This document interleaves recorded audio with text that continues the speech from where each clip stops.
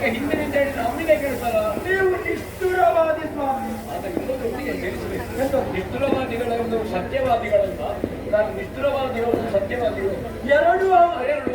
ಆದ್ರಿಂದ ಕೆಲವರಿಗೆಲ್ಲ ಆಗುದಿಲ್ಲ. ನಾನು ಒಂದು ಕೆಲಸ ಮಾಡಬೇಕು, ಒಂದು ತಪ್ಪಿಸುವ ಕೆಲಸ ಮಾಡಬೇಕು. ಯಾವನ್ನು ತಪ್ಪಿಸುವುದು, ಎಲ್ಲಿ ತಪ್ಪಿಸುವುದು?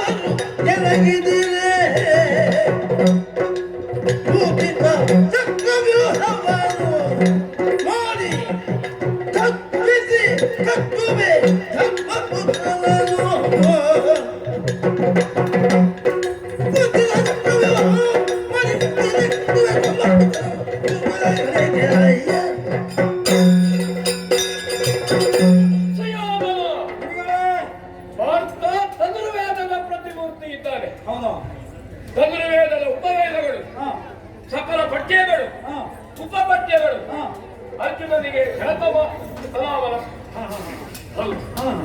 ಅರ್ಜುನ ಯುದ್ಧ ಕ್ಷೇತ್ರದಲ್ಲಿ ಇರುವ ತನಕ ನಮಗೆ ಗೆಲುವು ಅಸಾಧ್ಯವಾದೀತು ಅಂತ ನನಗನ್ನಿತ್ತು.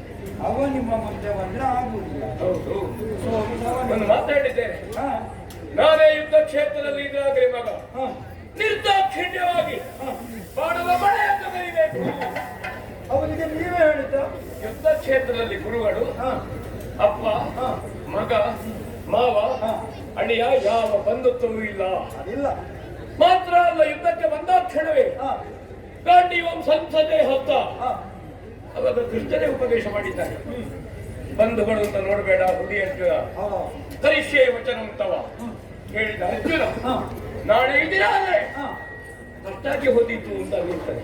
ಓಹೋ, ಕಷ್ಟಾಗಿ ಹೋದಿತ್ತು ಅಂತ ಅನ್ನಿಸ್ತಾರೆ. ಹಾಗಿದ್ರೆ ಯುದ್ಧವನ್ನು ಗೆಲ್ಲುವ ಉಪಾಯ ಅರ್ಜುನನೊಬ್ಬನು ತಪ್ಪಿದರೆ, ಅವಾಗ ತಪ್ಪಿದ್ರೆ ಗೆಲ್ಲುವುದಾಗ್ತ ದುರ್ಜತಿಗಳು ಎಡೆ ಅಲ್ಲ. ಹೌದಾ? ಯಾವ ಧೈರ್ಯದಿಂದ ಹೇಳ್ತೀನಿ ಅಂತ ಕೇಳಬಹುದಾ? ನೀನು ಕಣ್ಣುಗಳ ನೀರು ಹಾಕಿದ್ದಿ, ಮುಖ ಕೆಳಗೆ ಹಾಕಿದ್ದಿ ಅಂತ ನನ್ನ ಔಪಚಾರಿಕ ಮಾತಲ್ಲ. ಒಂದು ವ್ಯೂಹಗಳಲ್ಲಿ ಶ್ರೇಷ್ಠವಾದ, ವ್ಯೂಹಗಳಲ್ಲಿ ತಿಲಕಪ್ರಾಯವಾದ ಅದು ಚಕ್ರ ವ್ಯೂಹ. ಪಾಠ ಮಾಡುವ ಕೇಳಿದ್ದೇನೆ. ಅಲ್ಲ, ನಿನಗೆ ರಾಜಕಾರಣದ ಬಗ್ಗೆ ಎಂಥದ್ದಲ್ಲಿ ಆಸಕ್ತಿ ಇಲ್ಲ, ಗೊತ್ತುಂಟಲ್ಲ? ನಮ್ಮದು ವಿಭಾಗವೇ ಬೇರೆ. ನೀನು ನಾಯಕತ್ವದ ನಿರ್ಮಾತೆ ಅಲ್ವಾ? ಅವಕಾಶ ಕೊಡುವವನಿಗೆ. ಹೌದು, ಹೊಸ ಹುಡುಗರಿಗೆ ಹೇಗೆ ಹೊಸ ಹುಡುಗರಿಂದ ಅಧ್ಯಯನ ಮಾಡುತ್ತಾರ ಅಂತ ಸುಮ್ಮನೆ ಗಮನಿಸ್ತಾ ಇದ್ದೇನೆ. ಯಾವ್ದನ್ನು ಗಮನಿಸ್ತಾ ಇದ್ದೀರನ್ನ? ಅಲ್ಲ, ಅವರನ್ನು ನಾನು ಗಮನಿಸಿ ಗಮನಿಸ್ತಾ ಇದ್ದಿ. ಹೌದು ಹೌದು. ಸುಯೋಧನ, ಕ್ಷೇನ ವ್ಯೂಹ, ಕೃತ್ರ ವ್ಯೂಹ, ಮಕರ ವ್ಯೂಹ, ಶಕಟ ವ್ಯೂಹ, ಅರ್ಧಚಂದ್ರಾಕಾರದ ವ್ಯೂಹ, ಹಂಸ ವ್ಯೂಹ, ಬಹಳ ವ್ಯೂಹಗಳಿದ್ದಾವೆ. ಹೌದೌದು.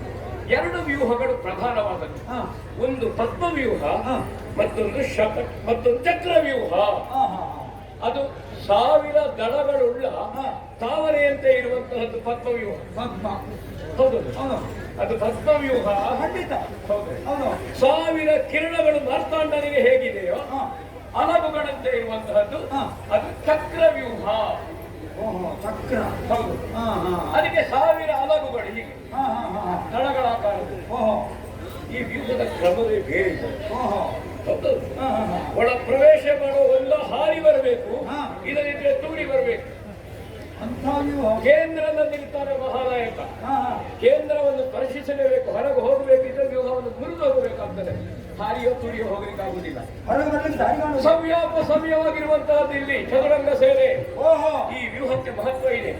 ಊರ್ಜಿತ ಚಕ್ರ ವ್ಯೂಹವನ್ನು ಬರೆದು ಧರ್ಮನಂದನನ ಗರ್ಜಿಸಿ ಕಟ್ಟುವೆ ಅಥವಾ ಕಟ್ಟಿ ಗರ್ಜಿಸುವೆ.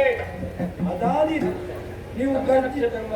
ಹೌದು, ನೀವು ಆವತ್ತು ಹೇಳಿದ ಆ ಮೊನ್ನೆ ಹೇಳಿದ ಅದನ್ನು 4 ಬಿಟ್ಟರೆ ಉಳಿದವುಗಳನ್ನು ಸುತ್ತಿ ಇಲ್ಲಪ್ಪ, ಎಲ್ಲ ಮಾಡುದು ಅವ ಕಾಣಲಿಕ್ಕೆ ಚಂದ ಅಂತ ನಗಡ್ತಾರೆ. ಪರಮ ಸಾತ್ವಿಕನ ಹಾಗೆ ಕಾಣುವ ಮಹಾತ್ಮೂರ್ತ ಅಂದ್ರೆ ಧರ್ಮರಾಯ ಅಲ್ವಾ? ನಮ್ಮಾಗೆ ನಾವು ನೇರ ಆದ್ರೆ ಆಗ್ತದೆ, ಆಗುದಿಲ್ಲ ಅಷ್ಟೇ. ನಮ್ಮ ದ್ವೇಷ ಶಾಶ್ವತವಾದ ತಾತ್ವಿಕವಾದದ್ದು. ಒಂದು ಕ್ಷಣಕ್ಕೆ ಧರ್ಮ ಎಲ್ಲರತ್ರವೂ ಯಾರು ಚಂದ ಮಾತಾಡ್ತಾರೆ ಅವರನ್ನು ಅಪಾಯಗಳಿಲ್ಲ. ಮತ್ತೆ ಈ ತಮ್ಮಂದಿರನ್ನು ಮುಂದೆ ಬಿಡುಗ. ಹೌದೌದು, ಧರ್ಮರಾಯ ಅವ ಯಾವುದಕ್ಕೂ ಸಿಕ್ಕಿಲ್ಲ. ಹೌದು, ಇದನ್ನು ನಾನು ಮಾಡ್ತೇನೆ. ಅವನನ್ನು ಕಟ್ಟುತ್ತಿ ದ್ರೋಣರಿಷ್ಟು ಮಾಡ್ತಾರೆ ಅಂತ ನೀ ಸುಮ್ಮನೆ ಒಂದು ಬಳ್ಳಿಗೆ. ಈಗ ಅರ್ಜುನನ್ನ ತಪ್ಪಬೇಕು, ಅವನನ್ನು ತಪ್ಪಿಸಬೇಕು. ಆಮೇಲೆ ಇನ್ನೇನಾದ್ರೂ ಸಹಾಯ ಬೇಕಾ? ಇನ್ನೊಂದು ಸಹಾಯ ಉಂಟು. ನಮ್ಮ ವ್ಯೂಹದ ವಾರಕ್ಕೊಬ್ಬ ಸರಿಯಾದ ಕಡೆಯಲ್ಲಿ ನಿಲ್ಲಿಗೆ ಎಷ್ಟು ಮಂದಿ ಇದ್ದಾರೆ? ತುಂಬಾ ಬಂದಿದ್ದಾರೆ. ದ್ವಾರ ಭದ್ರವಾಗಿರಬೇಕು. ಖಂಡಿತ ಅಲ್ವಾ? ಮತ ಹಾಗೆ ಭದ್ರವಾಗಿರುವುದಕ್ಕೆ ಇಷ್ಟರವರೆಗೆ ಯಾವುದಕ್ಕೂ ವಿನಿಯೋಗಕ್ಕೆ ಬರಲಿಲ್ಲ. ಯಾರು ಸುದ್ದಿ ಹೇಳುದು? ಇಲ್ಲಪ್ಪ, ಇಲ್ಲಿ ನಿನ್ನ ತಂಗಿಯನ್ನು ಮದುವೆಯಾಗಿ ಬರುದಿಪ್ಪಣ ಅತ್ತೆ ಸಮಾನ ತಿನ್ನಲಿಕ್ಕೆ ಬಂದ ಹೋಗಲೇ ನಿಂತಿದ್ದಾನೆ. ಇದು ಸೈಂಧವನ ವಿಷಯ ಹೇಳುವುದಾರೆ. ಸಿಂಧು ದೇಶಾಧಿಪತ್ಯ ಮಗ ಸೈಂಧವ ಜಯದ್ರಥ. ಅವನಿಗೆ ಆ ಯೋಗ್ಯತೆ ಉಂಟ. ಅವನಿಗೆ ಹೌದು. ಏನು ಮಗಳೊಟ್ಟಿಗೆ ಇಲ್ಲಿಯೇ ಇದ್ದಾನೆ ಅಂತ ಸುಮ್ಮನೆ ಅಲ್ಲ, ನಿನ್ನ ಕಿವಿ ಉದ್ಭವ ಅರ್ಥದಲ್ಲಿ ನೀವು ಹೇಳುವುದು ಸರಿ. ಅವ ಬಾಗಿಲಿಗಾಗಿ ಕಾದಿತ್ತು, ಈ ದ್ವಾರಕ್ಕೆ ಆದೀತ ಬಾಗಿಲಿಂದ ಇರಿಸಿದ್ರೆ ಸೈಂಧವನಂತ. ಅದು ಯಾಕೆ ಹೌದಾ? ಈ ಸಲ ವಿನಿಯೋಗಕ್ಕೆ ಬರ್ತಾರೆ. ಕಾರಣ ಏನು ಗೊತ್ತಿಲ್ಲ? ಏನು ವಿಶೇಷ? ಭೂಷಣ ಭಗವಂತು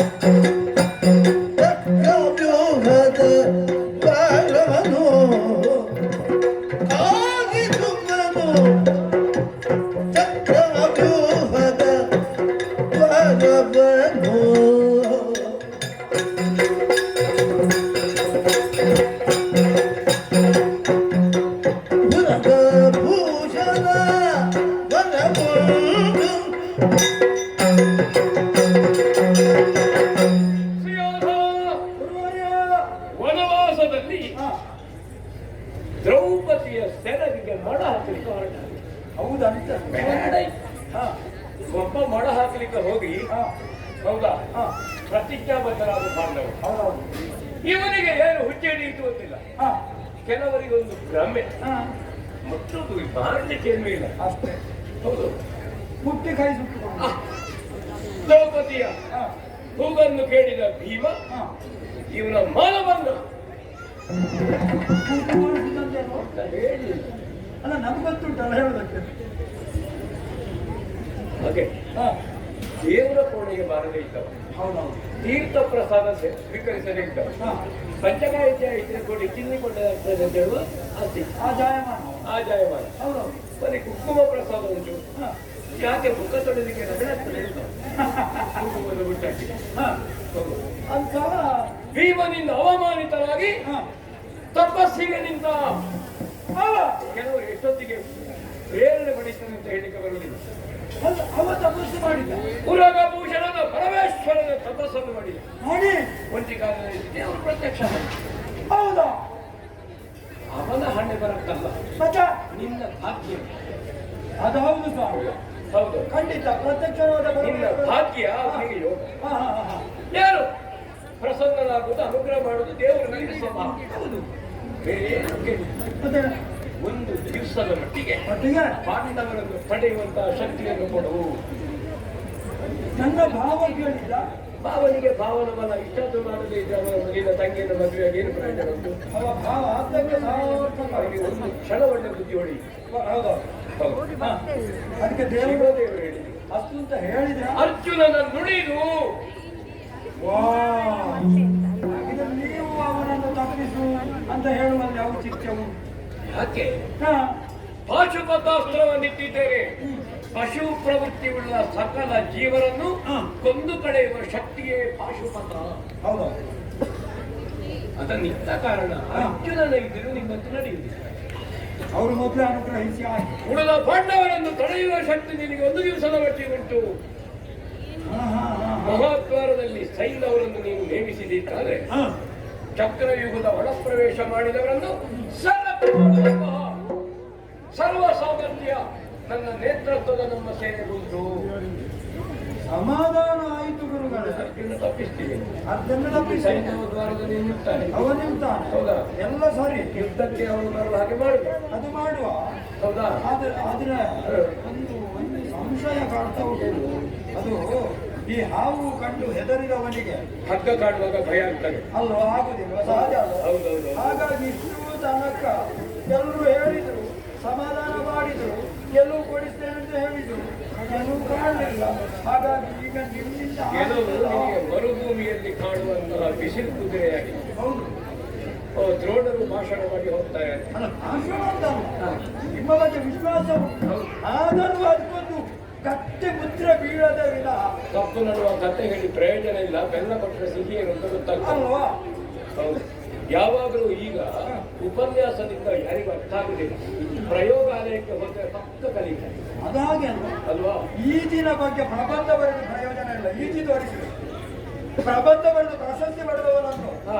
ಈಜು ಕೊಳಕ್ಕೆ ದೂಡಿದ್ರೆ ಅವ ಸಾಯುವುದು. ಇಲ್ಲ, ಇಲ್ಲ. ಅವನಿಗೆ ಈಜೆ ಬರುವುದು ಅವನಿಗೆ ನೀರು ಕಂಡ್ರೆ ಹೆದರಿಕೆ ಅಲ್ವಾ? ಹಾಗೆ ಅವನಿಗೆ ಈಜಬೇಕು ಅಂತ ಇತ್ತು. ಹೊಳೆ ಬದಿಯಲ್ಲಿ ಹೋಗಿ ಈಜು ಕಲ್ತ, ಹಾ, ಹೊಳೆ ಬದಿಯಲ್ಲಿ ಹೋಗಿ ಈಜು ಕಲ್ತ, ಕಲ್ಪ ಮನೆಯಲ್ಲಿ ಹೋಗಿ ನೀರಿಗೆ ಹಾರಿದ. ಅಲ್ವಾ? ಹೊಳೆ ಬದಿಯಲ್ಲಿ ಈಜು ಕಲ್ತ, ಹೊಳೆಯಲ್ಲಿ ಕಲಿಬೇಕು. ಕಲಿಬೇಕು. ಹೌದು. ಹಾಗಾದ್ರೆ ಅದಕ್ಕೆ ಏನೆಲ್ಲ ಬೇಕು ಗೊತ್ತಿಲ್ಲ, ಸುಲಭದಲ್ಲಿ ಆಗುದಿಲ್ಲ ಅದು. ನಾವು ಅವತ್ತು ಚಕ್ರವ್ಯೂಹದ ಹೇಳುವುದು ಕೇಳಿದ್ದೇವೆ ಬಿಟ್ರೆ ಗುರುಗಳೇ ಯಾವಾಗ ಎಷ್ಟು ಬೇಕು ಚಕ್ರವ್ಯೂಹಕ್ಕೆ ನೋಡ ನೀವು ಹೇಳಿ. ಚಕ್ರವ್ಯೂಹಕ್ಕೆ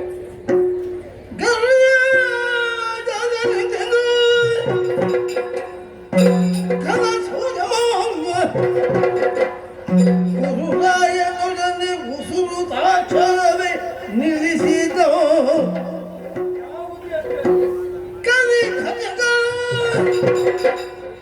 ಶತಸಹಸ್ರವ ಶತಸಹಸ್ರ ಕರಿ ರಥಗಳು 50,000ಗಳೊಡನೆ ರಥಗಳು 50,000 50,000ಗಳೊಡನೆ ತುರದ ಅಕ್ಷೋಹಿಣಿಗಳು ಸಾಲು ಸಾಲಿನ್ಯೋ ತುಳಗ ಅಕ್ಷೋಹಿಣಿಗಳು ಸಾಲು ಸಾಲಿನ್ಯೋ ವನ ಪದಾತಿಗಳು 5 ಲಕ್ಷಮ ಪಂಕ್ತಿಯೋ ವರ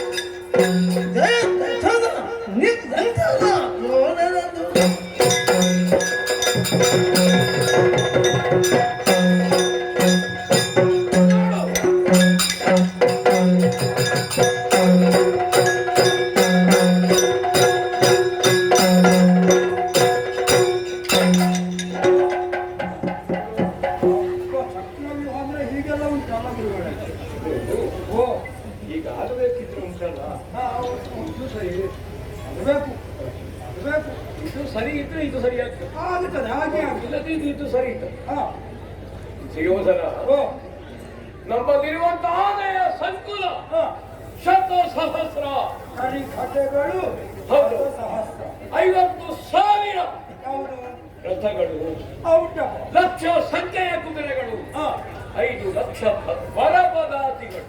ಶ್ರೇಷ್ಠ ಪದ. ಹೆಚ್ಚು ಪದಾತಿಗಳಲ್ಲ, ಇಲ್ಲಪ್ಪ ವರಪದಾತಿಗಳು. ನಮ್ಮಲ್ಲಿರುವವರೆಲ್ಲ ಶ್ರೇಷ್ಠರೇ, ಅದರಲ್ಲೂ ಆರಿಸುವ, ಅದರಲ್ಲೂ ಆರಿಸುವ.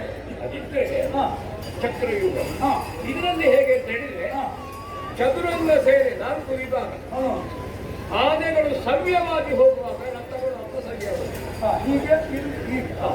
ಕುದುರೆಗಳು ಸವ್ಯವಾಗಿ ಹೋಗುವಾಗ ಆಡುಗಳು ಅಪಸವ್ಯವಾಗಿ. ಹಾ ಹಾ ಹಾ ಹಾ ಈ ಮನುಷ್ಯನಿಗೆ ಅಪಸವ್ಯ ಹೋಗ್ಲಿಕ್ಕೆ ಕಲಿಸುವುದು ಬೇಡ, ಇದು ಬೇಡಪ್ಪ, ಸುಲಭ. ಈಗ ಅನೇಕರಿಗೆ ಸವ್ಯವಾಗಿ ಹೋಗುವುದು ಹೇಗೆ ಅಂತ ಕಲಿಸಲಿಕ್ಕೆ ಬಹಳ ಕಷ್ಟ ಅದಾಗಿ. ಅಪಸವ್ಯವೇ ಮಾಡುವುದವರು, ಸವ್ಯ ಹೋಗಲಿಕ್ಕೆ ಕಷ್ಟ. ಹೌದೌದು. ಇದನ್ನು ನೀನು ವ್ಯವಸ್ಥೆ ಮಾಡಿದ್ದೀಗಾದ್ರೆ ವ್ಯೂಹ ಕೇಂದ್ರದಲ್ಲಿ ಇಟ್ಟುಕೊಂಡು ಯುದ್ಧವನ್ನು ಗೆದ್ದುಕೊಳ್ಳುವ ಸಾಮರ್ಥ್ಯ ಬರಬಹುದು. ಆದರೆ ಅರ್ಜುನನನ್ನು ವಿಮುಖರನ್ನಾಗಿಸುವುದು, ಸೈನ್ಯವನ್ನು ಬದ್ಧವನ್ನಾಗಿ ವ್ಯೂಹದಲ್ಲಿ ನಿಲ್ಲಿಸುವುದು ನನ್ನ ಕರ್ತಮಸ್ಕೃತಿ ಅಂತ ನಾನು ಹೇಳಿದ್ರೆ ಅಹಂಕಾರದ ಮಾತಾಡಿ. ಇಲ್ಲ ಸ್ವಾಮಿ, ನಾನು ಒಪ್ಪಿ ಆಯ್ತು. ನಾಳೆ ಸಂಜೆ ನಿನ್ನ ಕಣ್ಣಿನಲ್ಲಿ ಸಂತೋಷದ ಆನಂದ ಬಾಷ್ಪವನ್ನು ಕಾಣುವ ತವಕದಲ್ಲಿ ನಾನಿದ್ದೇನೆ. ಇವತ್ತು ದುಃಖದ ಕಣ್ಣೀರಾದ್ರೆ ನಾಳೆ ಆನಂದ ಮಾಡ್ತೇನೆ. ಪಾಂಡವರ ಬಿಡಾರದಲ್ಲಿ ರುದ್ರಭೂಮಿ ಆಗಬೇಕು, ಪಠಾನುಭೂಮಿ ಆಗಬೇಕು, ಎಲ್ಲ ಕಣ್ಣೀರು ಇಳಿಸಬೇಕು, ಆ ಚಂದ ನಾವು ಕಾಣಬೇಕು. ನೀವು ಇದ್ದೀರಲ್ಲ ನಾಳೆವರೆಗೆ, ನಿಮ್ಮಲ್ಲಿ ನಮಗೆ ಹೊರಟದ್ದು ನಾವು ನಾಳೆವರೆಗೆ ಇದ್ದೀರಲ್ವಾ? ಅಬ್ಬಾ, ಇದು ವ್ಯೂಹದ ಒಂದು ರೂಪಕ. ರಾತ್ರಿಯಲ್ಲಿ ಅದು ಪಾಂಡವರ ಜನ ಬಂದು ನೋಡಿದ್ರೆ ಪ್ರತಿಯಾಗಿ ಅವರು ತಯಾರು ಮಾಡ್ತಾರೆ. ಅವಾಗ ನಾವು ಬುದ್ಧಿವಂತ ಹೆಡ್ಡರಾಗಿ ಹೋದಿವಿ. ಹಾಗಾಗುವಾಗ ಒಂದು ಬಾಣದಿಂದ ಈ ಪ್ರತಿಕೃತಿಯನ್ನು ಪುಡಿ ಪುಡಿ ಮಾಡ್ತಾರೆ.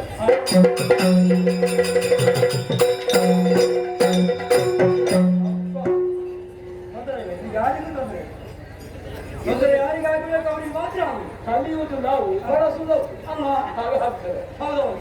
ಕೆಲವು ಹೆಚ್ಚು ಆಗುವುದೇ ಹಾಗೆ ಅಲ್ವಾ? ಪ್ರಯೋಗ ಮಾಡುವುದು ನಾವು ಹೆಸರು ಮಾಡುವುದಿಲ್ಲ. ಹಾಗೆ ಇರುವ ಸಮಯದಲ್ಲಿ ವಿಶ್ರಾಂತಿಯನ್ನು ಪಡೆಯುತ್ತೇನೆ. ಒಳ್ಳೆಯದು. ನಾಳೆ ಸಿದ್ಧರಾಗೋಣ.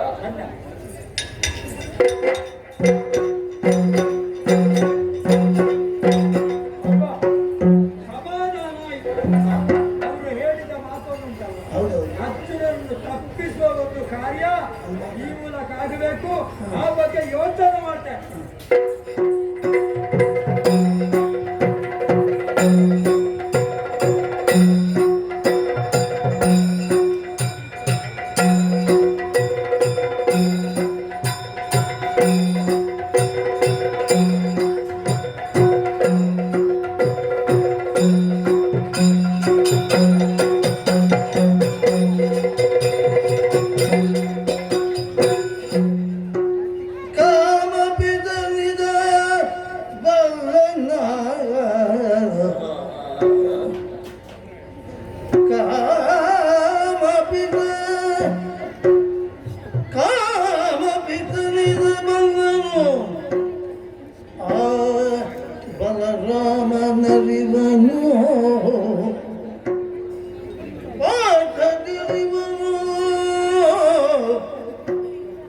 ಭೂಮಿಯಲ್ಲಿ ಸುರಪತಿಯ ಮಮ್ಮನು ಬಲ್ಲ ಹೋಗದೆ ಕ್ಷೇಮದಲ್ಲಿ ಬದಲರಿಯನು ಯವನು ಕ್ಷೇಮದಲ್ಲಿ ಬದಲರಿಯನವನು ಈ ಸೀಮೆಯಲ್ಲಿ ಮಿಕ್ಕವರ ಕಾಡೆನು ಮಹಾದೇವ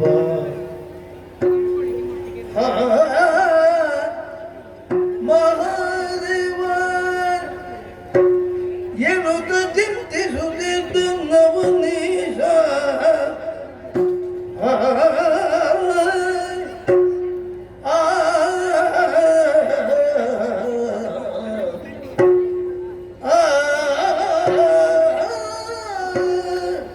ವಾಸುದೇವಾನುಗ್ರಹದಿಂದ ಕುರುಕ್ಷೇತ್ರದಲ್ಲಿ ನಡೆದ 12 ದಿನಗಳ ಸಂಗ್ರಾಮದಲ್ಲಿ ನಮ್ಮ ಪಾಲಿಗೆ ಜಯವೇ ಒದಗಿದೆ. ಆದರೆ ಯುಧಿಷ್ಠಿರನ ಸ್ಥಿರತೆಯೇ ಕಳೆದುಕೊಳ್ಳುವಂತಹ ಪ್ರಮೇಯ ಒಂದೊದಗಿತ್ತು ಎಂಬ ಚಿಂತೆ ನನ್ನನ್ನು ಬಾಧಿಸ್ತಾ ಇದೆ. ನಾಳಿನ ಯುದ್ಧಕ್ಕೆ ಚಕ್ರವ್ಯೂಹವನ್ನು ಬಲಿಯುತ್ತೇನೆ, ಯುದ್ಧಕ್ಕೆ ಸಿದ್ಧರಾಗಿ ಬನ್ನಿ, ಹೀಗೆ ಆಹ್ವಾನ ಬಂದಿದೆ. ಏನು ಮಾಡೋಣ? ಚಕ್ರವ್ಯೂಹವನ್ನು ಭೇದಿಸುವಂತಹ ಹಠ ಈ ಅವನಿಯಲ್ಲಿ ಇಲ್ಲದೆ ಇದ್ದಾರೆ ಕೆಲವರು ಮಾತ್ರ. ಅರ್ಜುನನಿಗೆ ತಿಳಿದಿದೆ ಸಮಸಪ್ತಕರನ್ನು ಎದುರಿಸುವುದಕ್ಕೆ ಹೋಗಿದ್ದಾನೆ. ಕೃಷ್ಣನಿಗೆ ತಿಳಿದಿದೆ ಆತನು ಅರ್ಜುನನೊಂದಿಗಿದ್ದಾನೆ. ಆಮೇಲೆ ಬಲರಾಮ ದೇವರು ಈ ವಿದ್ಯೆಯನ್ನ ಬಲ್ಲವರಾದರೂ ಅವರು ನಮ್ಮ ಪಕ್ಷದಲ್ಲಿಲ್ಲ. ಇನ್ನು ಯಾರಿದ್ದಾರೆ ಅಂತ ಆಲೋಚಿಸಿದರೆ